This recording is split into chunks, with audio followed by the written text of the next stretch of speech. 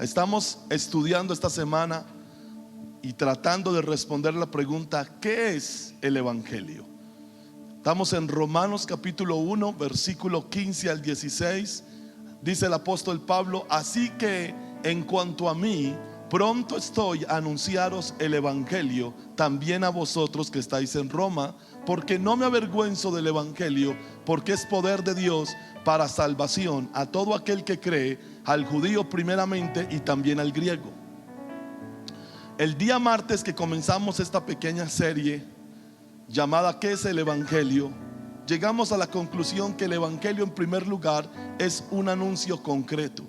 Y es un anuncio concreto que tiene que ver, o que se refiere a la salvación consumada para un pueblo caído por medio de la vida, muerte, resurrección, ascensión y la promesa de su segunda venida del Hijo de Dios. Y estudiamos que cuando se entiende el Evangelio, se recibe el Evangelio produce una rendición. Se los mostré en 2 de Corintios capítulo 5 versículo 14 y 15, y se los mostré en Romanos capítulo 14 versículo del 7 al 12.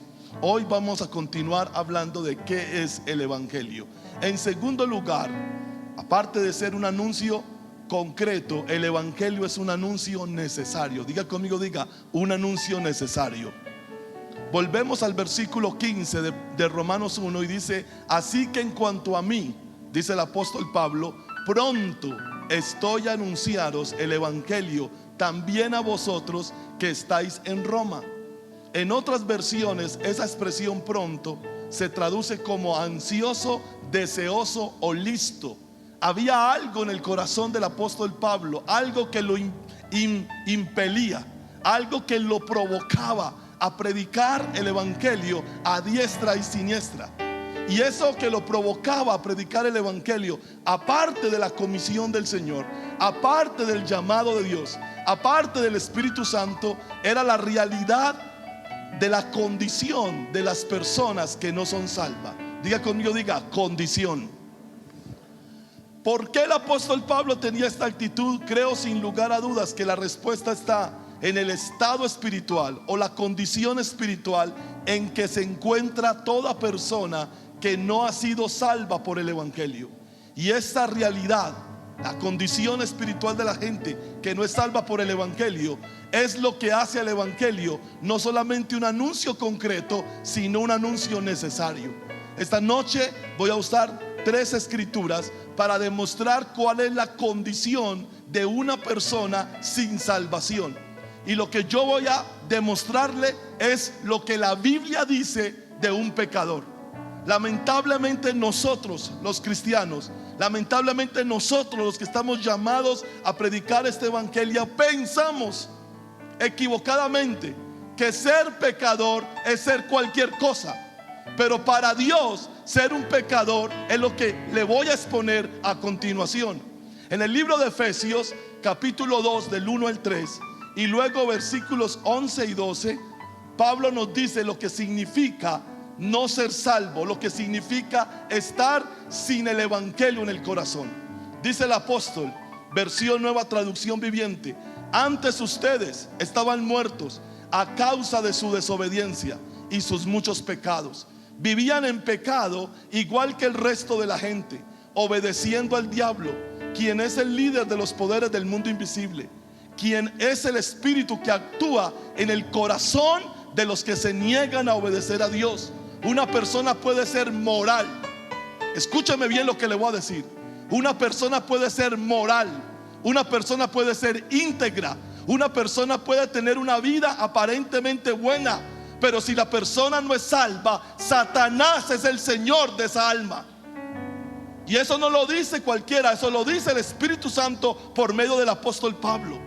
Obedeciendo al diablo, quien es el líder de los poderes del mundo invisible. No se necesita ser satánico declarado. No se necesita portar una camiseta con el 66 aquí. No se necesita ir a una fiesta de pogo, ni tampoco fumar marihuana para ser hijo del diablo. Lo único que se necesita para ser un hijo del diablo es no ser un hijo de Dios.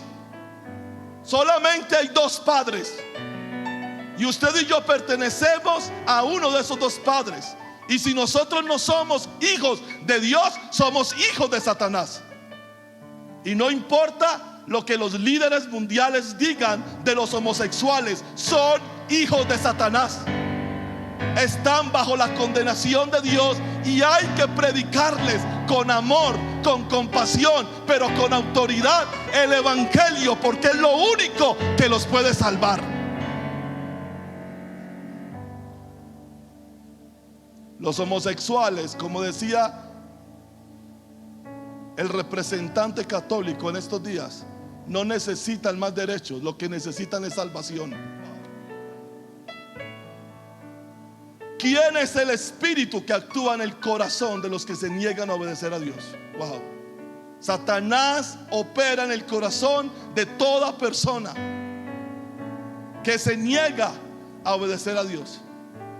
Y sigue el apóstol diciendo: todos vivíamos así en el pasado, siguiendo los deseos de nuestras pasiones y la inclinación de nuestra naturaleza pecaminosa. Esto fue lo que llevó a Jesús a decirle al joven rico: ¿por qué me llamas bueno? Ninguno hay bueno, solo uno, Dios. Por nuestra propia naturaleza éramos objeto del enojo de Dios, igual que todos los demás. Aquí hay tres cosas puntuales. Primero, la persona que no es salva está muerta espiritualmente. ¿Qué significa eso? Que está separado completamente de la realidad de Dios. Dios es solamente una palabra, y para algunos ni siquiera ya es una palabra en el espectro de su vida. La segunda cosa que me llama la atención es que toda persona que no es salva es obediente a Satanás, le sirve a Satanás, quiera o no quiera aceptarlo. Y la tercera cosa que dice aquí es que son seguidores de sus propias pasiones y de su naturaleza pecaminosa. Por eso es imposible que en la tierra haya paz. Por eso es imposible que haya justicia, siempre y cuando los hombres sigamos siendo esclavos. Bueno, los que no son salvos siguen siendo esclavos de sus pasiones y su naturaleza pecaminosa. Ahora vamos a los versículos 11 y 12 de Efesios 2. No olviden, dice Pablo, que ustedes los gentiles antes estaban excluidos. Eran llamados paganos incircuncisos por los judíos, quienes estaban orgullosos de la circuncisión, aun cuando esa práctica, la circuncisión, solo afectaba su cuerpo, no su corazón. En esos tiempos, cuando no eran salvos, ustedes vivían apartados de Cristo. Aunque se ponga el crucifijo, aunque se ponga la cosita que se ponen aquí, con la cara supuestamente de Jesús, dice, estaban apartados de Cristo. No se les permitía ser ciudadanos de Israel. No conocían las promesas del pacto de Dios que Dios había hecho con ellos. Ustedes vivían en este mundo sin Dios y sin esperanza. Ese es el espectro de una persona que no ha sido tocado por el poder del evangelio. Está excluida del reino de Dios, está apartada de Cristo y no tiene ni a Dios y tampoco tiene esperanza. Usted tiene que empezar a tomar muy en serio estas predicaciones, porque usted y yo tenemos un montón de gente que amamos a nuestro alrededor sin esa salvación, y así están. Si ellos no son salvos, ellos están así. Y si usted que me está escuchando a través del Facebook o en esta noche, usted no es salvo, usted está así delante de Dios. Esto no es un juego, esto es una cosa muy seria. Y ahora nos vamos a Colosenses 1:21. Y ahí está la tercera descripción de la gente que no tiene a Dios. Pablo viene hablando de la obra de Jesús en la cruz del Calvario y le dice a los colosenses: eso los incluye a ustedes, que antes, cuando no tenían a Dios, estaban lejos de Dios, eran sus enemigos, separados de Él por sus malos pensamientos y acciones. Otras tres descripciones: lejos de Dios, enemigos de Dios y separados de Dios por nuestros malos pensamientos y acciones. Eso es un pecador. Y por eso el evangelio es el mensaje más necesario que la gente requiere. Y como si fuera poco, a estas 9 descripciones, como si fuera poco, estábamos condenados para ser alcanzados por la ira de Dios. Por todas estas razones es que el evangelio es un mensaje necesario. El evangelio no es una opción entre muchas otras, sino una necesidad. Y aquí voy a responder la pregunta que mucha gente se hace: ¿por qué solamente Jesucristo nos puede salvar? Porque solo a Jesucristo eligió Dios para salvar al hombre de esta condición. Vio que no es asunto de religión, no es asunto de si soy maometano, budista, testigo de Jehová, evangélico, Hare Krishna. No, el asunto es: ¿me ha dado Dios vida a mí a través de Cristo? En Efesios 2.1, colóqueselos. Efesios 2.1 no dice que Él cambió nuestra religión, no, Él dice: y Él nos dio vida. ¿Qué nos dio? Sin el evangelio, usted y yo estamos muertos. Podemos ser evangélicos, muertos. Podemos ser católicos, muertos. Podemos ser budistas, muertos.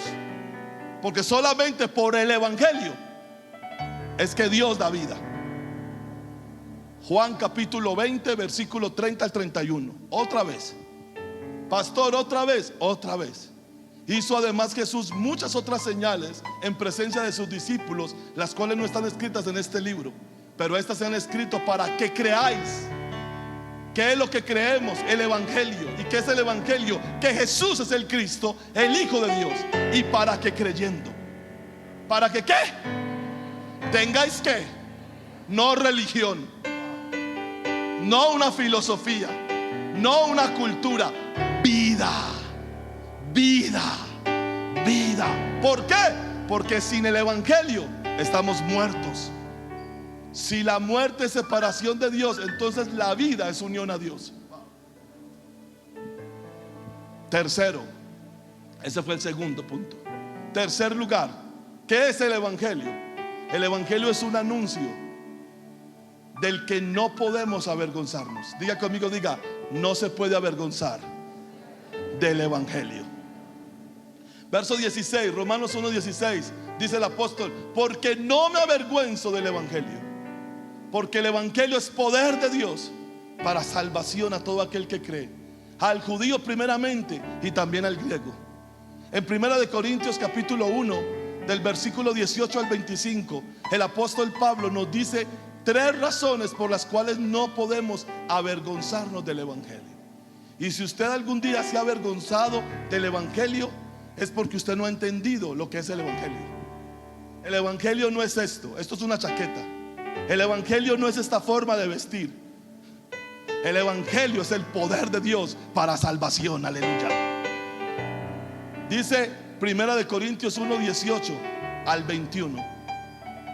Quiero que esté muy atento a esta lectura, porque ahí le va a dar la primera razón. Dice: el mensaje de la cruz o el evangelio es una ridiculez, una estupidez para los que van rumbo a la destrucción. ¿Para quién es que el evangelio es ridículo? Para los que están muertos en delitos y pecados, para los que son hijos del diablo, para los que siguen la carne, para los que son enemigos de Dios por sus malos pensamientos y acciones. Para ellos el evangelio es una ridiculez. Pero Pablo nos dice aquí una cosa aterradora. ¿Por qué es una ridiculez? Porque van camino a la destrucción. Pero nosotros, y yo espero que toda persona que está aquí y que me está escuchando a través del Facebook pertenezca a este nosotros. Pero nosotros que vamos en camino a la salvación, ¿a dónde va usted? Sabemos que el evangelio es el poder mismo de Dios. Como dicen las escrituras: destruiré la sabiduría de los sabios y desecharé la inteligencia de los inteligentes. Lo que sigue es aterrador. Diga conmigo, diga: aterrador. Pastor, ¿por qué aterrador? Ya se lo va a leer. Como dicen las escrituras 19: destruiré la sabiduría de los sabios, desecharé la inteligencia de los inteligentes. Así que, verso 20, ¿dónde deja eso a los filósofos? Usted no se puede poner a filosofar el evangelio, porque el evangelio no admite filosofía. ¿Dónde deja eso a los estudiosos y a los especialistas en debates de este mundo? Dios ha hecho que la sabiduría de este mundo parezca una ridiculez. Se lo voy a tratar de plantear de la siguiente manera. Dios es como si Dios se hubiera sentado en la eternidad pasada y hubiera dicho: los hombres me van a conocer, pero no me van a conocer de acuerdo a su capacidad intelectual. No me van a conocer de acuerdo a su capacidad intelectual, sino de acuerdo a lo que yo elija que me conozcan. Y Dios eligió que lo conociéramos y que estuviéramos con Él con un mensaje llamado evangelio. Va lo que dice el verso 21. Ya que Dios, diga conmigo, diga: la decisión es de Dios. La decisión es de Dios de la forma como Él quiere darse a conocer a nosotros. Ya que Dios en su sabiduría se aseguró de que el mundo nunca lo conociera por medio de la sabiduría humana. El evangelio es el tropezadero de la filosofía. El evangelio es el tropezadero de la inteligencia de los hombres. Cuando Pablo predica en Atenas, que lo vamos a ver más adelante en esta serie, la gente dijo: estás loco. Cuando Pablo está exponiendo el evangelio frente al rey Agripa, el procónsul Festo grita y dice: Pablo, estás loco, las muchas letras te han enloquecido. ¿Sabe por qué? Porque creer que un tipo, y perdóname por llamarte así, Señor, en una cruz donde solo se colgaban a los criminales, chorreando sangre por sus espaldas, por sus manos, por sus pies, por su cabeza, coronado con una corona de espinas, perteneciente a una raza de judíos que eran esclavos, ¿puede salvarme a mí? Wow, santo. Eso era una ofensa y sigue siendo una ofensa para este mundo. No, yo me salvo por mis buenas obras. No, yo me porto bien o trato de portarme bien y entonces Dios me tiene que bendecir y cuando muera me tiene que recibir en el cielo. No. ¿Por qué? Porque Dios en su sabiduría se aseguró de que el mundo nunca lo conociera por medio de su propia sabiduría. Entonces, dice Pablo, usó nuestra predicación ridícula para salvar a los que creen. ¿A quién salva Dios? Pero dígalo, ¿a quién salva Dios? ¿Sabes qué significa eso? Que Dios elige salvar al que Él quiere. Dios dijo: no voy a salvar a los que me entienden, sino a los que me creen.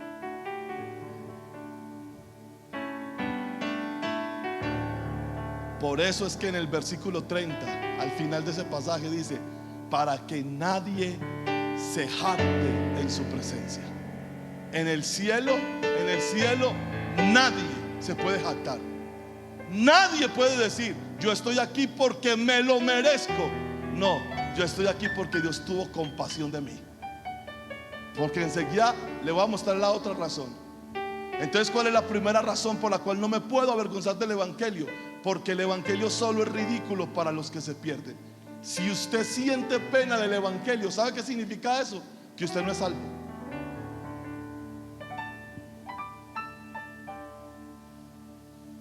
Yo meto la Biblia en una bolsita y cuando me pregunten ¿para dónde voy? Voy para un lugar de conferencias positivas. Porque a mí me da pena. Me da pena. ¿Sabes por qué a ti te da pena? Porque tú no eres salvo. Solamente la gente que no es salva se avergüenza del evangelio. ¿Por qué? Porque no lo entienden, porque no lo comprenden, porque todavía tienen un velo que les impide entender la sabiduría de Dios. En la versión Reina Valera, que es la que normalmente usamos. El versículo 21 dice así: pues ya que en la sabiduría de Dios el mundo no conoció a Dios, mediante la sabiduría agradó a Dios salvar a los creyentes. ¿A quiénes salva Dios? ¿Por qué lo salva? Por la locura de la... Pastor, no nos predique tanto de Jesús, predíquenos cómo hacer plata. No, porque cómo hacer plata no te salva, pero Jesucristo es el único que te puede salvar.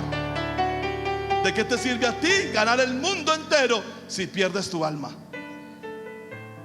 La segunda razón está en los versículos 22 al 24. A lo que dice: es ridícula la predicación del evangelio para los judíos. ¿Por qué? Porque los judíos piden señales del cielo. Y es ridícula para los griegos. ¿Por qué? Porque los griegos buscan sabiduría humana. Entonces, verso 23, cuando predicamos que Cristo fue crucificado, ¿vio? ¿Dónde está el tropezadero? ¿Cómo se te ocurre, Pablo, decirme a mí que un judío miserable, carpintero, que según tengo entendido, la mamá quedó encinta y no se sabe hasta el día de hoy de quién, y después fue acusado de traición por los propios jefes de su nación y fue crucificado desnudo en una cruz romana? Él me va a salvar a mí, Él me va a ayudar a mí. El que necesita que lo salven es Él. Por eso Pablo en el 23 dice: entonces cuando predicamos que Cristo fue crucificado, los judíos que buscan señales se ofenden, y los gentiles, los griegos que buscan sabiduría, ¿sabe qué dicen? Eso es puras tonterías. Pero aquí viene, diga conmigo, diga: aquí viene. Pastor, ¿qué viene? Viene la sabiduría de Dios.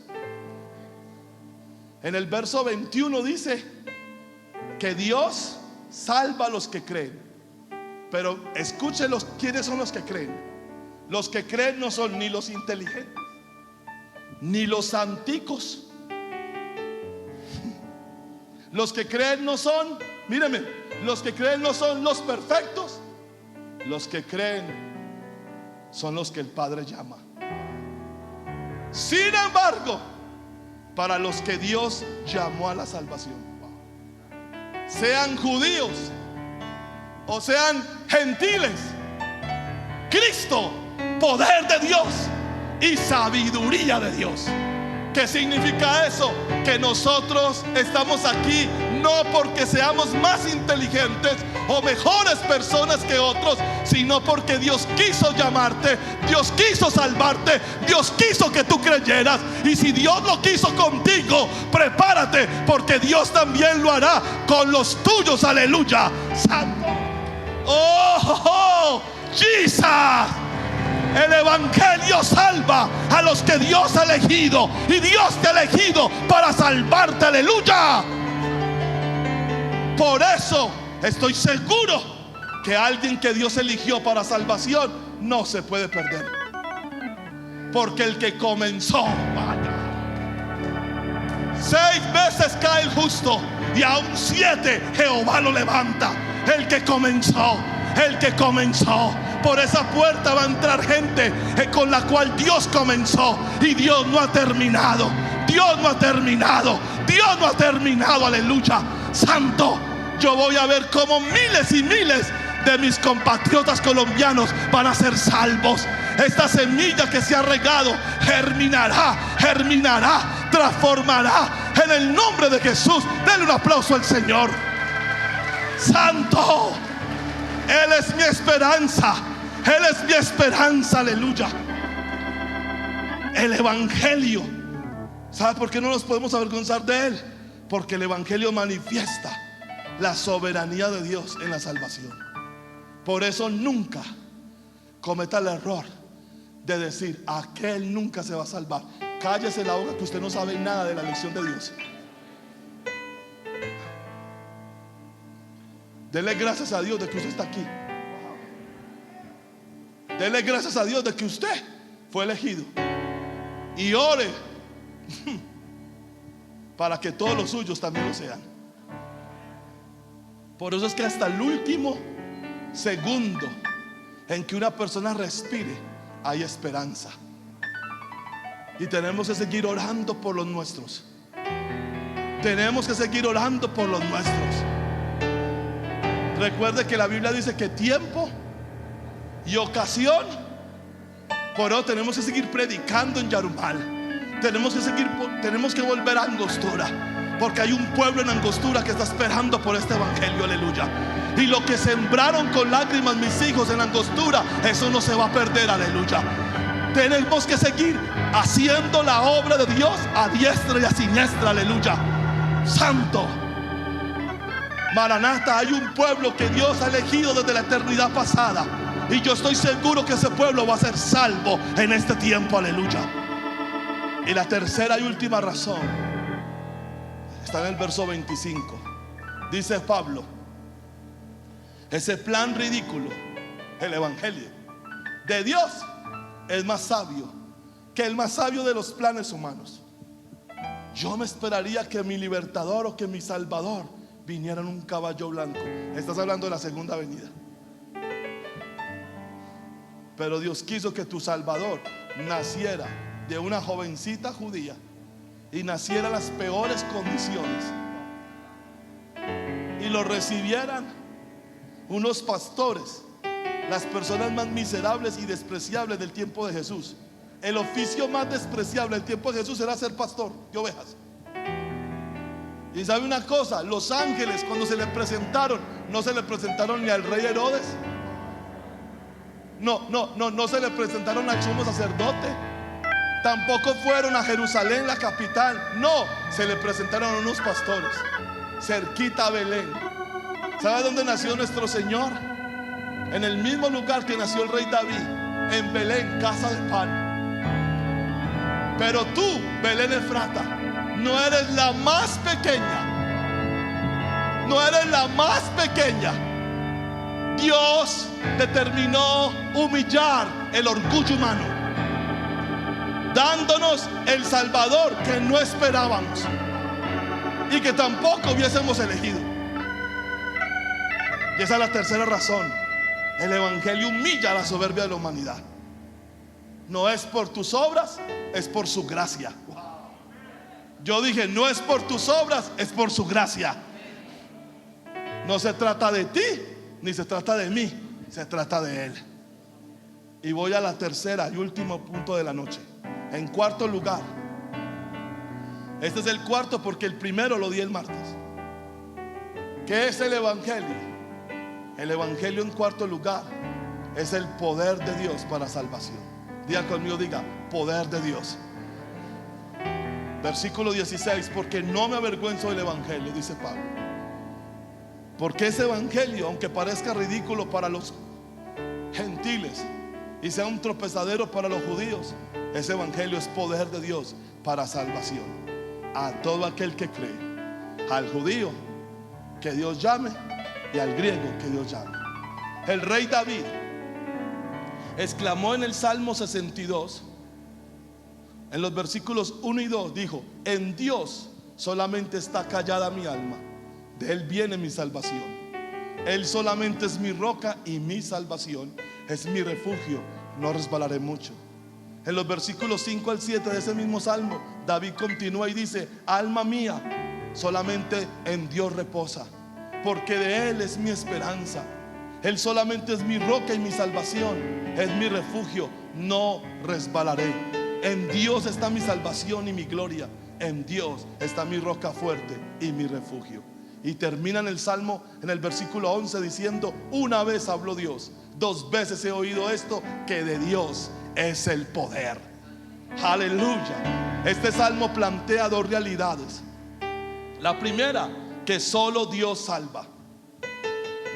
¿Solo quién salva? O sea que usted, ¿por qué está aquí? Porque Dios y a algunos los está salvando y a otros los va a salvar. Aquí en esta noche hay tres tipos de público: los que Dios ya salvó, los que Dios está salvando y los que Dios va a salvar. Aleluya, santo. Y la segunda realidad que se plantea en este salmo: Dios puede salvar porque Él tiene el poder. La salvación y el poder del cual David habló en el Salmo 62, el apóstol Pablo en Romanos lo llama evangelio. Una vez habló Dios, 2 veces he oído esto, que de Dios es Él. No me avergüenzo del evangelio porque es. O sea que el evangelio se le tuvo que haber revelado al rey David. Porque el rey David dijo: Él es mi roca y mi salvación. Por eso cuando comenzamos esta serie le dije: el evangelio está diseminado por toda la escritura. Al ser el poder de Dios manifiesto, el evangelio nos justifica, nos santifica y nos glorifica, porque eso es la salvación. Cuando Pablo dice que el evangelio es el poder de Dios para salvación, la salvación significa 3 cosas. Diga conmigo, diga 3 cosas. ¿Qué significa ser salvo? Primero, significa ser justo. ¿Qué significa ser justo? Significa no tener ninguna cuenta pendiente con la justicia de Dios. Ser justo significa ser declarado inocente a los ojos de la ley perfecta de Dios. La segunda acción es la santificación, que es la acción de transformar nuestro carácter a la imagen de Cristo. Y la tercera acción es la glorificación, que es lo que vamos a experimentar en la segunda venida de Cristo. Y eso lo hace el evangelio. ¿Quién lo hace? Por eso tiene que seguir viniendo a la iglesia, porque el evangelio usted ya lo justificó, lo está santificando, y cuando Cristo vuelva en su segunda venida lo glorificará. Ahora permítame simplemente mostrarle cómo el evangelio opera en estas 3 dimensiones. Al ser el poder de Dios manifiesto, el evangelio nos justifica, nos santifica y nos glorifica, porque eso es la salvación, una obra divina que Dios inicia y que Dios concluye. Por eso el apóstol Pablo le dijo a los filipenses, estando persuadido de esto, que el que comenzó en vosotros la buena obra, Él mismo la perfeccionará hasta el día de Jesucristo. La predicación, escuche, la predicación del evangelio, es decir, la predicación de la vida, muerte, resurrección, ascensión y segunda venida de nuestro Señor Jesucristo, nos justifica. ¿Por qué? Porque creemos en Dios, quien lo envió a salvarnos. Esto es lo que el apóstol Pablo enseñó en Romanos capítulo 4 versículo 21. Dice: Abraham estaba plenamente convencido de que Dios es poderoso para cumplir todo lo que promete. Y debido a su fe, ¿a cuál fe? A la fe que él tenía en que Dios era poderoso, de que a pesar de la edad de él, 100 años, y 91 de la mujer, Dios podía aún así, a pesar de que ellos ya estaban a punto de morir, darles un hijo. Y Dios vio la fe de Abraham, y por esa fe Dios lo declaró justo. Entonces ahora el apóstol Pablo está usando lo que le pasó a Abraham como una analogía, como una comparación a nuestra fe. Usted y yo no creemos que Dios nos va a dar un hijo a los 91 años, porque usted y yo no somos ni Abraham ni Sara. Pero nosotros creemos que Dios envió a su hijo a morir en la cruz del Calvario. Entonces Pablo, ¿qué es lo que hace? Toma el ejemplo de Abraham y lo compara la fe de Abraham en esa promesa del nacimiento de Isaac a la fe que se tiene que tener en la promesa de que es por Cristo nuestra salvación. Y va lo que dice: y el hecho de que Dios lo considerara a Abraham justo no fue solo para beneficio de Abraham, sino que quedó escrito también para nuestro beneficio, porque nos asegura que así como Dios justificó a Abraham por creer en su promesa, Dios nos considerará justos también a nosotros si creemos en Él, quien levantó de los muertos a Jesús nuestro Señor. ¿Cuántos aquí creen que Dios resucitó a Jesús? No, dígame, levante su mano si usted cree eso. Si no lo cree, no tiene que levantar la mano. Bueno, ¿sabe qué está diciendo ahí Pablo? Dice: así como Dios justificó a Abraham por haber creído que Él le iba a dar un hijo a los 100 años, y con la mujer de 91 años, siendo estéril toda la vida, asimismo Dios nos justifica a nosotros cuando creemos. Cuando creemos. ¿Qué es lo que creemos? Uno, que Jesús nació de la Virgen María. ¿Qué es lo que creemos? Dos, que vivió una vida impecable, una vida santa, una vida pura. ¿Qué es lo que creemos? Que murió en una cruz por nuestros pecados. ¿Qué es lo que creemos? Que fue sepultado, que realmente murió. ¿Y qué es lo que creemos? Que lo levantaron al tercer día. ¿Qué es lo que creemos? Que ascendió al cielo en una nube. ¿Y qué es lo que creemos? Que un día volverá a ser el Señor y el juez de vivos y muertos. Pablo pone en una balanza las dos fe. La de Abraham, creyendo en el Dios que le prometió un hijo, con esas limitaciones. Y la de nosotros, que creemos toda esta historia sin haberla visto, porque usted nunca vio a Jesús. Ustedes lo vieron. No falta el que esté dormido diga: yo sí lo vi en una película. Usted y yo estamos creyendo en algo que no hemos visto, porque 2 Corintios 5:7 dice: porque por fe, no por. Entonces, ¿para quién es la justificación? Para los que creen en esta historia sin verla. ¿La agarró? Él fue entregado, Jesús, a la muerte por causa de nuestros pecados y resucitado para hacernos justos a los ojos de Dios. Por lo tanto, capítulo 5, versículo 1. Por lo tanto, ya que fuimos hechos justos a los ojos de Dios por medio de la fe. ¿Por medio de cuál fe? Por medio de haber creído el Evangelio. Ya que fuimos hechos justos a los ojos de Dios por medio de nuestra fe en el Evangelio, dice Pablo, ahora tenemos paz con Dios gracias a lo que Jesucristo nuestro Señor hizo por nosotros. Entonces, si usted se muere esta noche, ¿para dónde se va usted? Yo no sé. ¿Cómo que no sabe? Si ya usted fue declarado justo por Dios por haber creído el Evangelio. O sea que si usted se muere esta noche, ¿para dónde se va? ¿Para dónde se va? ¿Para dónde se va? Ya entiende por qué yo le digo a usted: si yo me llego a morir en este momento, me voy para el cielo, porque yo ya no tengo cuentas pendientes en el cielo. Hace 30 años, en una finca de Enciso, por la noche, en medio de unos matorrales, yo hice una oración porque creí lo que ese jovencito en la tarde me dijo: lo que usted necesita es que Jesús se le meta por dentro. Yo creí, y desde ese día hasta ahora Dios dijo: por cuanto Gabriel has creído, tus pecados pasados, presentes y futuros te son perdonados. No se quede con esa parte solo del mensaje, porque entonces usted se va a llevar solo una tercera parte de la torta, y usted va a decir cosas que yo no dije. Esa es la obra de justificación en la salvación. Legalmente yo no le debo nada a Dios.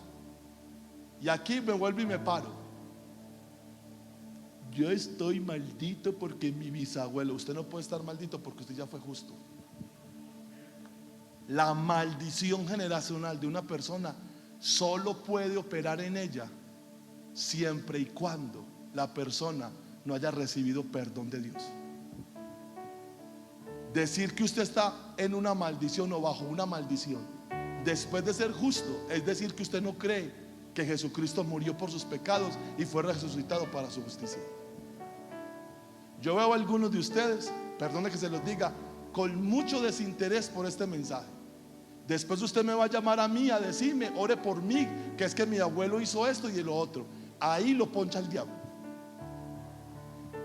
¿Sabe? Porque a mí no me visitan ni brujos, ni demonios en mi casa, ni espantos, ni se me aparece y que la pata sola, ni nada de esas estupideces. Porque Satanás sabe que yo sé que él ya no me puede tocar. Yo me paro simplemente en mi justicia y le digo, usted no entra a mi casa, usted no toca a mi familia, usted no toca a mis finanzas, usted no toca nada. Porque como yo ya soy justo, yo tengo todo el derecho a exigir mi libertad. Eso le retumba a la gente. Exigir, sí, porque ya Jesús pagó por mí. Si yo tuviese una cuenta en el banco, Caja Social, o en el Banco Ganadero, o en cualquier banco, y yo no la puedo pagar, y el banco por esa razón me embarga, pero un tercero aparece y dice, yo le pago la cuenta, ya el banco no tiene poder sobre mí. Eso se llama justicia. Eso se llama justificación. Y eso fue lo que Jesús hizo por ti, aleluya. Por eso es imposible que un justo se pierda. Aunque yo sé que algunas personas seguirán pensando que se van a perder. Bueno, yo traté de hacer lo mejor que pude. Así que la fe en este poderoso mensaje divino hace que Dios justifique a todo aquel que cree en la persona, obra, triunfo y regreso de su Hijo, nuestro Señor Jesucristo. Ahora, diga conmigo, diga, el Evangelio santifica. Cuando yo creo el Evangelio, míreme acá, cuando yo creo el Evangelio, soy justificado. Pero la salvación son 3 obras, no es solamente una obra. La salvación da un paso más allá. Diga conmigo, diga, un paso más allá. La salvación me santifica. Y esta es la parte práctica de la justificación. ¿Cómo sé yo que es verdad que Dios me perdonó los pecados? ¿Cómo sé yo que es verdad que Dios me justificó? ¿Cuál es la evidencia práctica de esa justificación? La obra de santificación. Que ya Dios, como me justificó, ya Dios no me permite hacer lo que yo quiera, cuando yo quiera y donde yo quiera y con quien yo quiera. La gente justa es gente que vive para Jesús, es gente que camina para Jesús. Si usted me dice a mí que usted puede pecar, rezar y empatar, yo le voy a decir una cosa a usted: usted no ha sido justificado, porque solamente los justos Dios los santifica. ¿Qué le dijo Jesús al Padre por sus apóstoles? Santifícalos en la verdad. Tu palabra es la verdad. No ruego por todos, sino por los que me diste. Si usted es un regalo de Dios Padre para Jesús, entonces Jesús a usted lo va a santificar. Diga Jesús, no el pastor. Este mismo evangelio que nos justifica cuando lo creemos, nos santifica cuando lo obedecemos. Esto lo aprendemos de las palabras del apóstol Pablo en Romanos capítulo 6 versículos 17 y 18, perdón.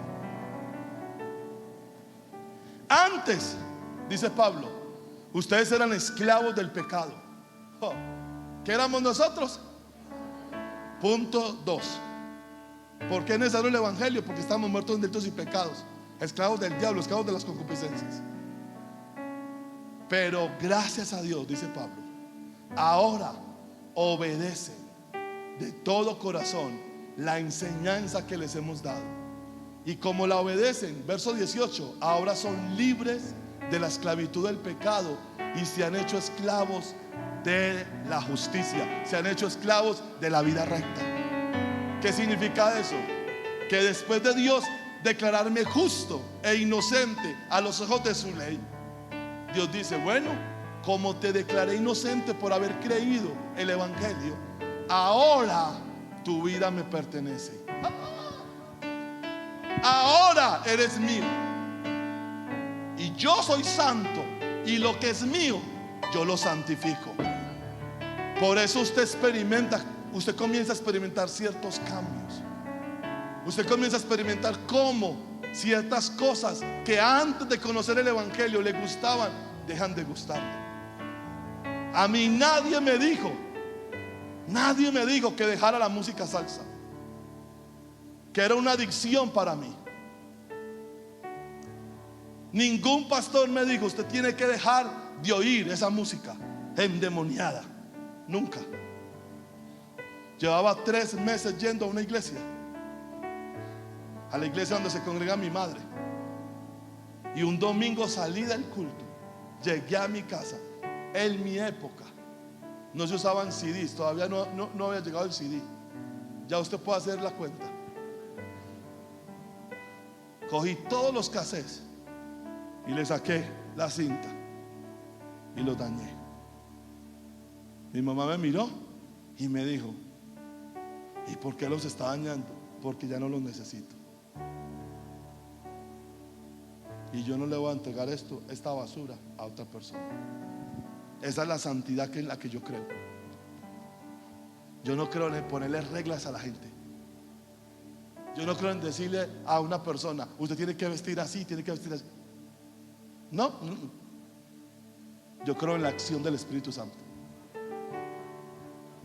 Porque cuando usted, míreme, cuando usted le quita algo a alguien, esa persona después va a regresar ahí.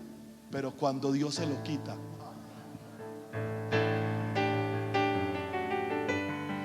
es que el evangelio es una experiencia. Por eso en el evangelio no hay que ser legalistas. Y le voy a decir una cosa: y a usted no lo mandaron, ni lo mandaron a santificar a la gente. La santidad es una obra del Espíritu Santo y la palabra. ¿Sabe qué es lo que hay que predicarle a la gente? Lo que la Biblia dice, y dejar que el Espíritu Santo obre en ellos. No es que esa jovencita que va a la iglesia con la blusa aquí, ya quédese quieto, no la mire. Yo creo que usted es más pervertido que la jovencita, porque usted es el que mantiene mirándole el ombligo. Cuando Dios justifica a una persona, Dios la santifica. Y le voy a decir una cosa: todas esas personas, y lo digo con respeto, no quiero respetar a nadie, que se mantienen dándole duro a todo el mundo, hijo del diablo, y bla, bla, bla. A ellos Dios no les mandó a hacer eso. Todas esas personas que se mantienen criticando a Raimundo y todo el mundo, Dios a ellos no les mandó a hacer eso. A usted lo mandaron a una cosa: predique el evangelio y deje que el Espíritu Santo santifique a la gente que Dios salvó. Le digo otra verdad sobre esto. ¿Sí o no? ¿No digo nuestro Señor que el trigo y la cizaña crecen? ¿Crecen qué? Entonces, ¿por qué los quiere separar? Siempre en una iglesia habrá gente salva y gente que no es salva. Y siempre en una iglesia habrá trigo y habrá cizaña. Usted lo que tiene que asegurarse es que usted no sea cizaña. Pero usted no lo mandaron a arrancar el trigo ni la cizaña. Y termino. El mismo evangelio que nos justificó por creerlo y que nos santifica cuando lo obedecemos, ese mismo evangelio nos glorificará. ¿Cuántos dicen amén a eso? Por último, por este mismo evangelio seremos glorificados, participando de la resurrección y glorificación de nuestro Señor Jesucristo. El apóstol Pablo enseñó esto a los hermanos tanto de Tesalónica como de Corinto. Primera de Tesalonicenses capítulo 4 versículo 13 al 18. Y ahora, amados hermanos, queremos que sepan lo que sucederá.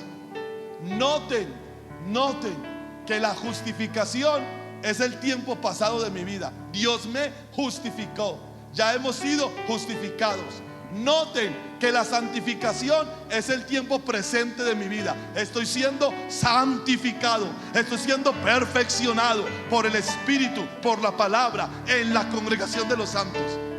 Pero la glorificación viene en el tiempo futuro. O sea que la salvación abarca los 3 tiempos de mi vida. Dios me perdonó mi pasado, Dios me transforma en mi presente y Dios me glorificará en mi futuro. Hermanos, ustedes fueron bendecidos con esto. Pues más les vale. Y ahora, amados hermanos, queremos que sepan lo que sucederá con los creyentes que han muerto, para que no se entristezcan como los que no tienen esperanza. Pues ya que creemos que Jesús murió y resucitó, también creemos. ¿Cuántos aquí creen que Jesús murió y resucitó? Entonces también creemos que cuando el Señor vuelva, cuando Jesús vuelva, Dios traerá junto con Él a los creyentes que hayan muerto. Wow. Les decimos lo siguiente de parte del Señor: nosotros, los que todavía estemos vivos cuando el Señor regrese, porque Pablo creía que a él iba a tocar la segunda venida del Señor. Por eso habla en nosotros. Los que todavía estemos vivos cuando el Señor regrese, no nos encontraremos con Él antes de los que hayan muerto, pues el Señor mismo descenderá del cielo con un grito de mando, con voz de arcángel y con el llamado de trompeta de Dios. Primero, los creyentes que hayan muerto se levantarán de sus tumbas. Wow. Esto va a ser glorioso. Cuando ocurra el rapto secreto, aleluya, todos los muertos en Cristo se levantarán de sus tumbas. Y después dice: luego junto con ellos, nosotros, los que aún sigamos vivos sobre la tierra, seremos arrebatados. Aquí solamente habla del arrebatamiento, aquí no habla de la transformación. En Corintios, enseguida lo va a leer, habla de la transformación. Nosotros que aún sigamos vivos en la tierra seremos arrebatados en las nubes para encontrarnos con el Señor en el aire. Entonces estaremos con el Señor para siempre. Así que anímense unos a otros con estas palabras. Según Tesalonicenses, ocurren 2 cosas. Cuando Jesús venga, los que se hayan muerto resucitan, y los que estén vivos serán arrebatados junto con los que resucitan. Pero en Corintios el Espíritu Santo completa esta revelación. Y miren lo que dice, 1 Corintios 15:51. Dice: pero permítanme revelarles un secreto maravilloso. No todos moriremos, pero todos seremos transformados. Diga conmigo, diga: transformados. Ese todos está hablando de los que estén vivos cuando Jesús venga y de los que hayan muerto. Ya sabemos por Tesalonicenses que los muertos resucitan. Pero ¿qué pasa con los muertos que resucitan y los vivos? Dice Corintios: sucederá en un instante, en un abrir y cerrar de ojos, cuando se toque la trompeta final. Pues cuando suene la trompeta, los que hayan muerto resucitarán. Ya eso lo dijo en Tesalonicenses, para vivir por siempre. Y nosotros, los que estemos vivos, también seremos transformados. 53. Pues nuestros cuerpos mortales tienen que ser transformados. ¿En qué? En cuerpos inmortales que nunca morirán. Y nuestros cuerpos mortales deben ser transformados en cuerpos inmortales.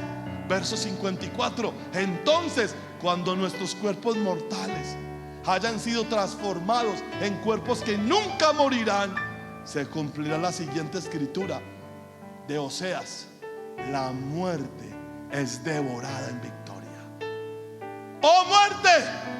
¿Dónde está tu victoria? Oh muerte, ¿dónde está tu aguijón? Esa es la glorificación del cuerpo. Eso fue lo que le prometió Jesús a sus discípulos. Y eso es lo que el Evangelio hace como el poder de Dios para salvar. Me justifica, me santifica, y ese mismo Evangelio me glorificará.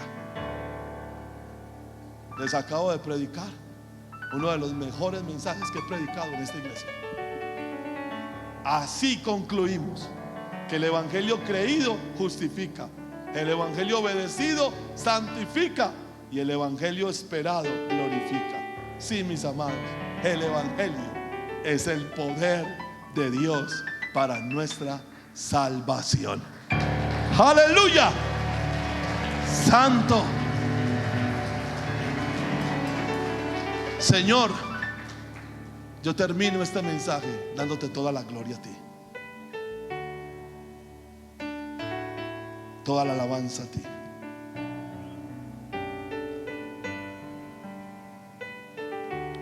Porque solamente tú, Señor, hiciste posible lo que yo prediqué hoy. Te adoramos. ¿Por qué no levanta sus manos y lo adora? Cántale, cántale.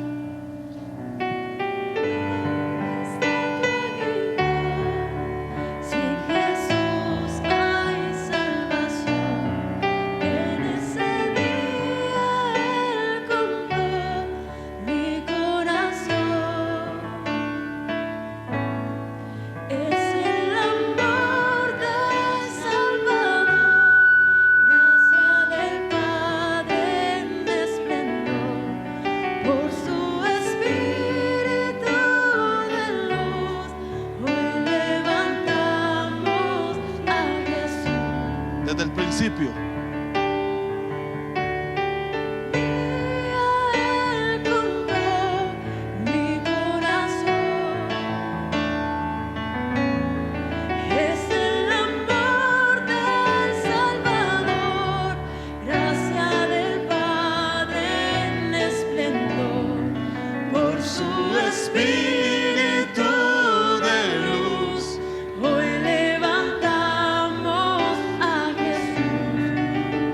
Solo Jesús salva.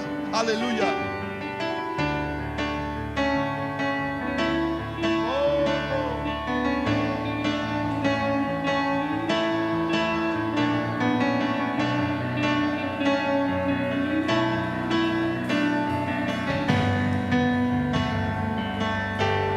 Vamos.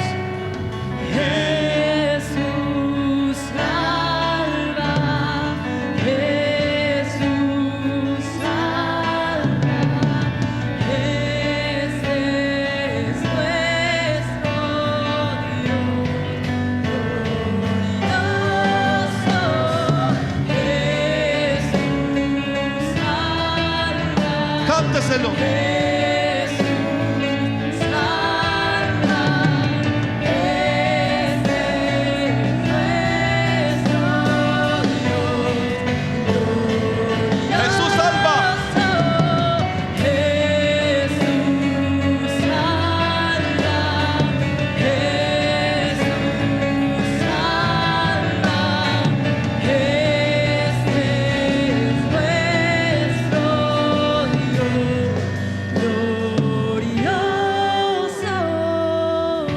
Padre, yo te doy gracias por todos nuestros amigos, hermanos e hijos espirituales en las redes sociales que hoy estuvieron con nosotros.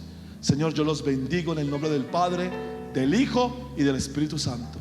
Y yo pido que esta palabra que se ha predicado esta noche, Señor, sea una semilla incorruptible que se guarde en su corazón. Que ellos sepan por qué es necesario el Evangelio, porque solamente el Evangelio cambia la condición del pecador. Que ellos sepan de que no tienen por qué avergonzarse del Evangelio, porque el Evangelio manifiesta tu soberanía, y solo los que se pierden se avergüenzan de él, y el Evangelio humilla la soberbia humana. Y por último, Señor, que ellos sepan que el Evangelio es el poder de Dios para salvar, y que este poder de Dios para salvar los justificó de sus antiguos pecados, los está santificando ahora y los glorificará en la segunda venida de Cristo. Mis amados, a todos los de las redes sociales les bendecimos y les amamos, y damos un aplauso al Señor por su vida. Gracias por haber estado con nosotros. El Señor lo bendiga. Aleluya, gloria al Señor.